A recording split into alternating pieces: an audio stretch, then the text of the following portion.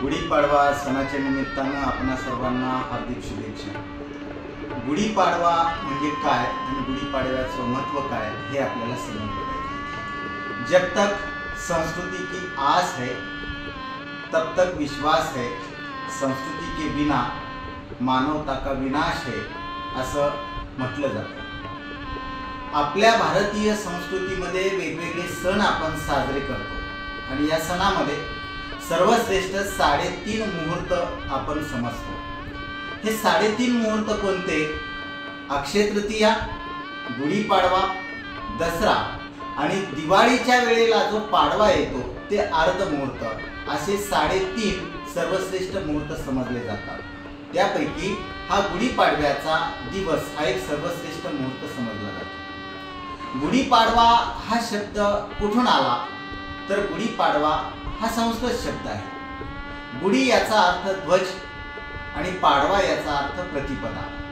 आपण सर्वजण मराठी महिने जे 12 आहेत ते आपल्याला माहित नाही, इंग्रजी महिने मात्र आपण सर्वजण सांगतो। मराठी महिन्यामध्ये चैत्र महिन्यापासून सुरुवात होते आणि या चैत्र महिन्याचा जो सुरुवातीचा दिवस आहे तो म्हणजे चैत्र प्रतिपदा, म्हणजे तो आजचा दिवस।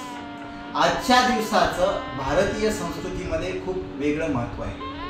शालिवाहन नावाच्या राजानं आज शत्रूवरती विजय मिळवला म्हणून शालिवाहन हे शक आजपासून सुरू झालं। भारतीय कालगणनेनुसार ग्रहांच्या रचनेवरती कालगणना केली जाते आणि त्यामुळं आजच्या दिवशी पंचांगाचं पण पूजन केलं जातं। गुढीपाडवा या सणाच्या निमित्तानं वेगवेगळ्या कथा सांगितल्या जातात। त्यापैकी इंद्रदेवानं उपरती नावाच्या राजाला त्याची काठी भेट दिली।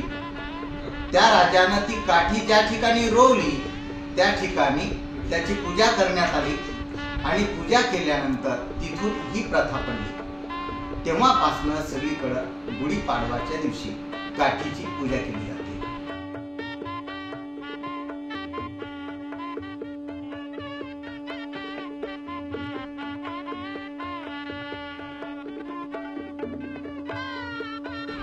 बांबूची एक उंच काठी असते, त्याला सुंदरसं वस्त्र घातलेलं असतं, वरती कलश असतो, त्याला साखरेचा एक हार घातला जातो, लिंबांची पानं त्याला लावली जातात, खालच्या बाजूला सुंदर पूजा केली जाते, त्याला नैवेद्य अर्पण केला जातो। नैवेद्य अर्पण करत असताना त्याच्यामध्ये चिंच, आंबा, कडुलिंबाची जी पानं आहेत ती पानं, त्याचा आलेला तोर या सर्वांचं मिश्रण करून त्याच्यामध्ये गूळ घालून गूळ आणि कडू, गोड आणि कडू याचं मिश्रण केलेला हा नैवेद्य असतो। याचा अर्थ गोड आणि वाईट आठवणी सोबत घेऊन, वाईट आठवणी विसरून चांगल्या आठवणी सोबत घेऊन पुढे वाटचाल करायची असते। आजच्या दिवशी वेगवेगळे संकल्प केले जातात। रावणाचा वध केल्यानंतर प्रभू रामचंद्र ज्यावेळेस अयोध्येमध्ये आले त्यावेळेस गुढ्या उभा टाकून त्यांचं स्वागत करण्यात आलं। राम जन्मोत्सवाची सुरुवात पण आजपासून केली जाते। अशा वेगवेगळ्या कथा या निमित्तानं सांगितल्या जातात। आपण पण विजय कोणत्या गोष्टीवर मिळवायचा आहे तर आपल्यामध्ये जे अंधकार आहे, आपल्यामध्ये जो अज्ञान आहे, आपल्यामध्ये ज्या वाईट प्रवृत्ती आहे त्याच्यावरती विजय मिळवणं म्हणजे खऱ्या अर्थानं गुढी उभा करणं आहे। आणि आपण निश्चितच ही गुढी उभाराल समाजामधल्या सामाजिक व्यंगावरती आघात करून समाजाच्या समस्या सोडून खऱ्या अर्थानं आपण विजयाची गुढी उभारूया। आपणा सर्वांना पुन्हा एकदा ज्ञानदीप यूट्यूब चॅनलच्या वतीनं आणि माझ्या वतीनं हार्दिक शुभेच्छा। धन्यवाद।